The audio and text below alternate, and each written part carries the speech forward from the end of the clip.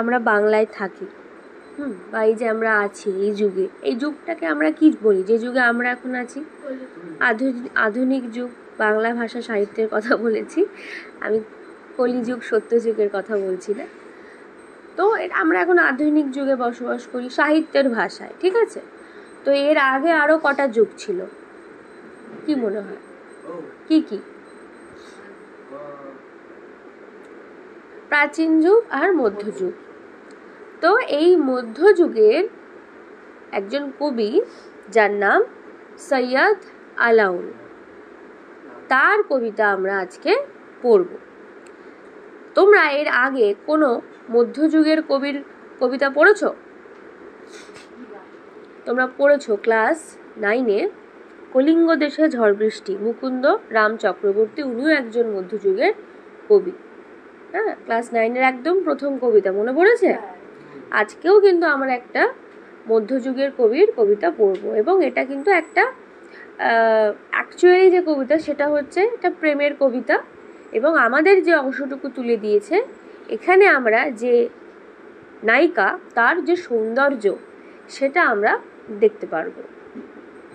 তো আমাদের কবি সৈয়দ আলাউল, উনি কোন যুগের কবি? এবং ওনার বাবা, মানে এটা একটি ওনার ব্যাপারে একটু বলছি। ওনার বাবা জলদস্যুদের হাতে মারা যায়, যারা সমুদ্রে ডাকাতি করে তাদের হাতে মারা যায়, এবং তারপরে উনি এই বাংলাদেশের চট্টগ্রাম থেকে আরাকান রাজ্যে চলে যায়। এবার অনেকের প্রশ্ন আসবে, আরাকান রাজ্য কোনটায়? নাম শুনিনি কোনোদিন। মায়ানমারের নাম শুনেছো তো? মায়ানমারেরই একটা রাজ্য, রাখাইন নামে একটা রাজ্য ছিল, সেই রাজ্যটা তখনকার দিনে নাম ছিল আরাকান। মায়ানমারে উনি চলে যান। ওখানে প্রথমে উনি সেনা দলে নিযুক্ত হয় ওই রাজ্যে, এবং তারপরে ওখানে যে ওই সভাকবি টাইপের একজন ছিল, ঠিক আছে, তার নাম হচ্ছে মাগন ঠাকুর। ওই মাগন ঠাকুর সৈয়দ আলাউলকে কাইন্ড অফ রিকোয়েস্ট করে, অনুরোধ করে বা বলে যে তুমি একটু কবিতা লেখো, এইটা লেখো, পদ্মাবতীটা লেখো। এবং তখন মাগন ঠাকুরের নির্দেশে উনি একটা হিন্দি কবির লেখা, ঠিক আছে, কাব্যগ্রন্থ যেটার নাম হচ্ছে পদ্মাবত, কে লিখেছেন? মোহাম্মদ জায়সী নামে একজন হিন্দি কবি ছিল, ঠিক আছে।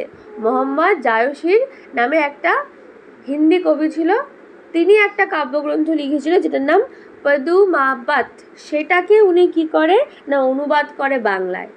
কোন ভাষায় অনুবাদ করে? হিন্দি থেকে বাংলায়। এবং সেই বাংলা কাব্যগ্রন্থের নাম রাখে পদ্মাবতী।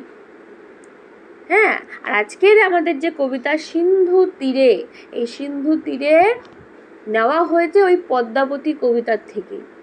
তাহলে যদি প্রশ্ন আসে যে সিন্ধু তীরে এই কবিতাটার উৎস কি, কি বলবে তোমরা? পদ্মাবতী। আর পদ্মাবতীর উৎস কি? পদ্মাবত। পদ্মাবত কে লিখেছে? মোহাম্মদ জায়সী। কার অনুরোধে আমাদের এই কবি সৈয়দ আলাউল এই পদ্মাবতী অনুবাদটা লিখেছে? মাগন ঠাকুর, ঠিক আছে। এনারা, মাগন ঠাকুর কোন রাজ্যের অমাত্য ছিলেন? আরাকান রাজ্যের। আরাকান রাজ্য এখন কোথায় অবস্থিত? মায়ানমারে, ঠিক আছে। আর আমাদের সৈয়দ আলাউলের জন্ম কোথায়? বাংলাদেশের চট্টগ্রামে, ঠিক আছে। এটুকু বোঝা গেল কবির ব্যাপারে। এবার আমরা কিন্তু উৎস সম্পর্কেও জেনে নিয়েছি যে পদ্মাবতীর থেকে নেওয়া হয়েছে। এবার আমরা একটু এই কাহিনীটা, আমাদের এটা খুব সুন্দর একটা কবিতা, এটা পড়ার আগে আমরা যদি গল্পটা জেনে নিই যে গল্পটা কি ছিল এই রাজকুমারী আর রাজার, তাহলে আমাদের গল্পটা মানে কবিতাটা পড়তে সুবিধা হবে। তো গল্পটা কি না, আমাদের যে নায়িকা পদ্মাবতী, ঠিক আছে, তাকে নিয়ে ওনার যে প্রেমিক হাজবেন্ড, ঠিক আছে, রত্ন সেন সিংহল থেকে ফিরছিলেন। সিংহল বলো তো কোথায়? সিংহল কোন দেশের নাম? বর্তমানে সিংহলের নাম কি বলতে পারবে কেউ? শ্রীলঙ্কা, ঠিক আছে। শ্রীলঙ্কার আগের নাম ছিল সিংহল। তো সেই সিংহল থেকে ফিরছিল কে? পদ্মাবতী আর রত্ন সেন। তো এইরকম সময় সমুদ্র যে দেখবে, ইন্ডিয়া আর শ্রীলঙ্কার মধ্যে সমুদ্র আছে না, যেখানে রাম হনুমানদের নিয়ে সেই সেতু বানিয়েছিল, ওই সেম ডিস্টেন্স, ঠিক আছে, ওইখানে সেম সাগর, যে সমুদ্রদেব, সে উঠে দাঁড়ায়, উঠে বলে রাজাকে, রত্ন সেনকে, যে আমাকে ভিক্ষা দিন। তখন ও বলে যে খুব অপমান করে সমুদ্রকে এবং ভিক্ষা দিতে চায় না। সমুদ্র তখন রেগে যায় যে এত তোমার অহংকার। ওর যে পুরো জাহাজ, ঠিক আছে, অবশ্যই সমুদ্রের তোড়ে ভেঙে চুরে তছনছ হয়ে যায়। এবং তখন ভেলায়, মানে মান্দাস বলে, সেই ভেলায় কোনো রকমে ওই রত্নসেন আর তার যে প্রেমিকা পদ্মাবতী আর পদ্মাবতীর কিছু সখী, তারা ওঠে। জাহাজ ভেঙে গেছে, ভেলায় ওঠে, মান্দাসে ওঠে। কিন্তু সমুদ্রের তেজে ওই ভেলাও দুটুকরো হয়ে যায়, একদিকে রত্নসেন আর একদিকে পদ্মাবতী, এবং ওরা দুজনে আলাদা হয়ে যায়। এবং তারপরে কি হয়, ওই পদ্মাবতীর ওই মান্দাসটা, মানে পদ্মাবতীর সাইডে ভাঙা অংশটা আস্তে আস্তে ভাসতে ভাসতে ভাসতে ভাসতে একটা তটে ভূমিতে গিয়ে ওঠে। এবং সেখানে পদ্মাবতী আর তার সখীরা এরকম সেই অজ্ঞান হয়ে পড়ে থাকে। আর এই যে পদ্মাবতীর এই যে মান্দাসটা, ঠিক আছে, ভেলাটা ভাসতে ভাসতে যেখানে এসে পৌঁছালো, যে তটটাতে, হ্যাঁ, ওটা ছিল একটা দিব্যপুরী। বিলাস করতে আসে রাজকুমারীরা, সি বিচে হাউস আছে, হয় না, রাজা রানীরা সেই সমুদ্রের তীরে আরাম করতে আসে, সেরকম একটা দিব্যপুরী ছিল। এবং সেই জায়গাটা ভীষণ সুন্দর ছিল। এবং সেখানে এক প্রাসাদে থাকে সমুদ্রকন্যা পদ্মা। পদ্মাবতী আর পদ্মা কিন্তু দুটো ডিফারেন্ট মহিলা। যে সমুদ্রে পড়ে গেছে, অজ্ঞান হয়ে গেছে, পদ্মাবতী। আর যার বাড়িতে এসে উঠেছে, মানে যার দিব্যপুরীতে উঠেছে, সে হচ্ছে সমুদ্রকন্যা পদ্মা। পর্বতের কোলে অবস্থিত, হ্যাঁ, ভীষণ সুন্দর একটা বাগান। তো ভোরবেলা আমাদের যে রাজকুমারী, নতুন রাজকুমারীর কথা বললাম, পদ্মা, ঠিক আছে, সে সখীদের নিয়ে ঘুরছে সমুদ্রের পাড়ে। এবার হঠাৎ করে না সে দেখতে পারে কি, যে এরকম একটা খুব সুন্দরী একটা মেয়ে পড়ে আছে অজ্ঞান হয়ে। ওরা প্রথমে ভাবে, আকাশ থেকে কি অপ্সরা ঢপাস করে পড়ে গেল নাকি, এত সুন্দর, হ্যাঁ, মানে ওরাও বিশ্বাস করতে পারছে না মানুষ এত সুন্দর হতে পারে, এত সুন্দর পদ্মাবতীকে দেখতে। তো ওরা খুব তাড়াতাড়ি পদ্মাবতীকে নিয়ে এসে আগুনের শেক ঠেক দেয়, হ্যাঁ, হাত পা ডলে দেয়, হেল্প করে, ওষুধ টষুধ দেয়, মন্ত্র পড়ে যাতে ও সুস্থ হয়। এবং তারপরে ফাইনালি পদ্মাবতীর জ্ঞান ফেরে। তো আমাদের কবিতায় কি আছে, ওইটুকু অংশই আছে যে পদ্মাবতী পড়ে আছে সমুদ্র তীরে, আমাদের পদ্মা যে সে যাচ্ছে পদ্মাবতীকে দেখছে এবং দেখে অবাক হয়ে যাচ্ছে। একটা মেয়ে হয়ে আর একটা মেয়েকে দেখে অবাক হচ্ছে, মানে সে কত সুন্দরী হতে পারে, তাই না? তাহলে এবার চলো আমরা লাইন বাই লাইন পড়ে ফেলি। সিন্ধু তীরে লিখেছেন সৈয়দ আলাউল। কন্যারে ফেলিল যথা জলের মাঝারে, তথা দিব্যপুরী সমুদ্র মাঝার। তাহলে সমুদ্রের মাঝে একটা দিব্যপুরী আছে, যেটা আমি এক্ষুনি বললাম। সেই দিব্যপুরীটা কার? সমুদ্রকন্যা পদ্মার। সেইখানে জলের মাঝে এসে কন্যাকে সমুদ্র ফেলে দিল। কোন কন্যাকে ফেলে দিল? পদ্মাবতীকে। অতি মনোহর দেশ, নাহি তথা দুঃখ ক্লেশ, সত্য ধর্ম সদা সদাচার। এমন একটা দেশে এসে ফেললো, মানে ওই যে দিব্যপুরীটাতে, ওইখানে কিরকম এলাকা না, খুব সুন্দর মনোহর, মানে ভীষণ প্লেজেন্ট ওয়েদার, হ্যাঁ, এবং ওখানে কোনো দুঃখ নেই, ক্লেশ নেই, এবং ওখানে সবাই সদা ধর্ম পালন করে, সদাচার করে, ভালো আচার আচরণ পালন, মানে লোকজনগুলো খুব ভালো ওখানকার। সমুদ্র নৃপতি সুতা, সে যে সমুদ্র রাজের যে মেয়ে, সুতা মানে মেয়ে, হ্যাঁ, পদ্মা নামে গুণজুতা, সিন্ধু তীরে দেখি দিব্যস্থান। তাহলে এই সমুদ্র কন্যা পদ্মা ওই দিব্যস্থান দেখতে ঘুরতে ঘুরতে এসেছে। উপরে পর্বত এক, তাহলে দিব্যপুরীর ওপরে কি আছে? পর্বত আছে। ফল ফুলে অতিরেক, তার পাশে রচিল উদ্যান। আর ওই পর্বতের পাশে কি আছে? বাগান আছে, উদ্যান আছে। উদ্যান মানে, আর বাগানে কি কি পাওয়া যায়? ফুল ফল অনেক অনেক রকমের পাওয়া যায়।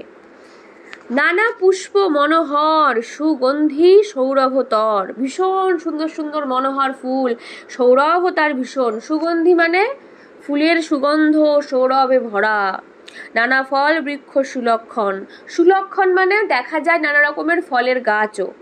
তাহাতে বিচিত্র টঙ্গী, হেমরত্নে নানা রঙ্গী, তথা কন্যা থাকে সর্বক্ষণ।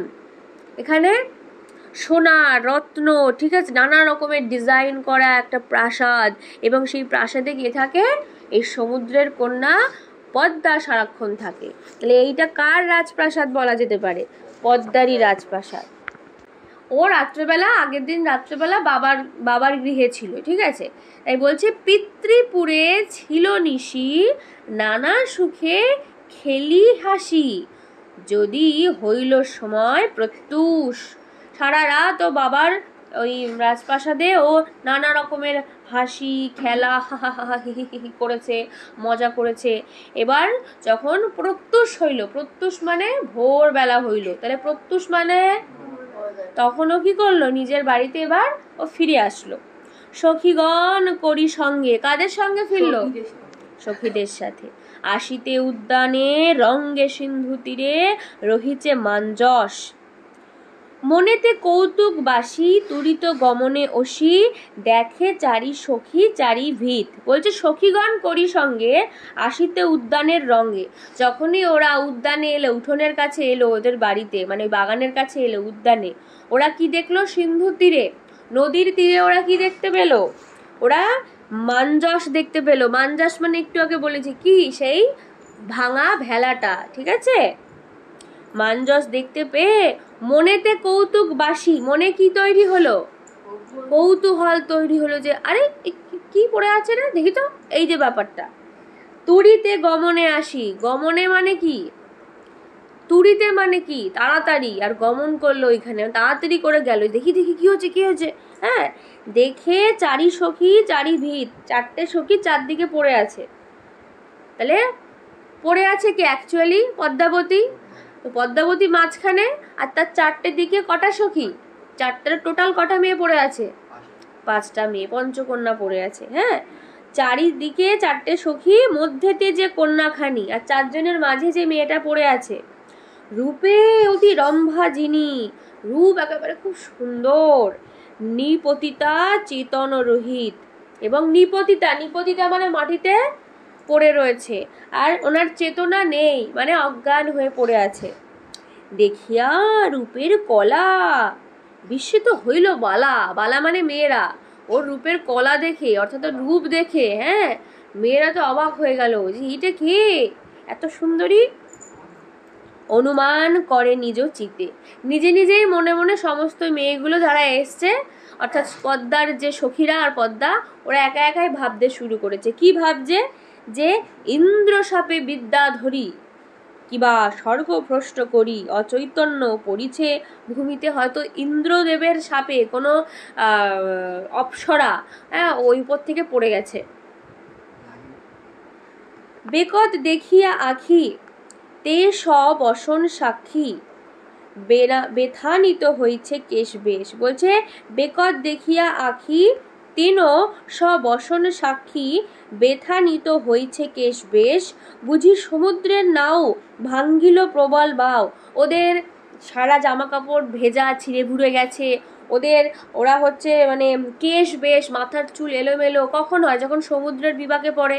তো ওদের ওই জামা কাপড়, মাথার চুল দেখে আবার ওরা কি বুঝছে? যে বুঝি সমুদ্রের নাও, যে সমুদ্রে কোনো নৌকা বা জাহাজ যাচ্ছিল, ভঙ্গিল প্রবল বাও, এবং প্রবল ঢেউতে ওই যে নৌকাটা ভেঙে গেছে। মোহিত পাইয়া সিন্ধু ক্লেশ, এবং সিন্ধুর দাপটে ওটা ভেঙে গেছে। চিত্রের পুতলি সমাজ, কোনোদিন তোমরা ছবি দেখেছো? ছবিতে যে সুন্দর মানে অয়েল পেন্টিং বা ওয়াটার পেন্টিংয়ে যে সুন্দর ছবি থাকে মেয়েদের, একদম নিখুঁত সুন্দরী হয়, ঠিক আছে। বাস্তবে তো মানুষের মুখে একটা দাগও থাকতে পারে, ছবিতে কোনো দিন থাকে না। কেউ দেবে ইচ্ছা করে ব্রণ এঁকে দিয়ে একটা দেয় না, ছবিতে সুন্দর থাকে উইদাউট এনি নিখুঁত। তো ওই মেয়েটাকে দেখতে পুরো ছবির মতো নিখুঁত, ঠিক আছে। বলছে যে চিত্রের পুতলি সমা নিপতিত মনোরমা, নিচে পড়ে আছে ওই মেয়েটি, পুরো ছবির সেই একেবারে মানে মেয়ের মতো, ঠিক আছে।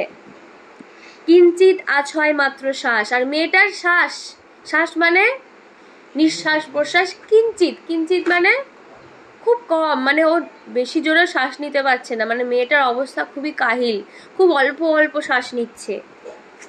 অতি স্নেহ ভাবি মনে, বলে পদ্মা ততক্ষণে, এইরকম একটা মেয়েকে দেখে আমাদের সমুদ্রকন্যা পদ্মার খুব কষ্ট হলো। তাই ও মনে মনে ততক্ষণে ও ভেবেছে, কি ভেবেছে, বিধি মোরে না করো নৈরাশ। বলছে হে ভগবান, আমাকে নিরাশ করো না। নিরাশ মানে আমি ওকে বাঁচাতে চাই, তুমি ওকে নিয়ে নিও না, ঠিক আছে, ওর প্রাণটা প্লিজ রেখে দাও।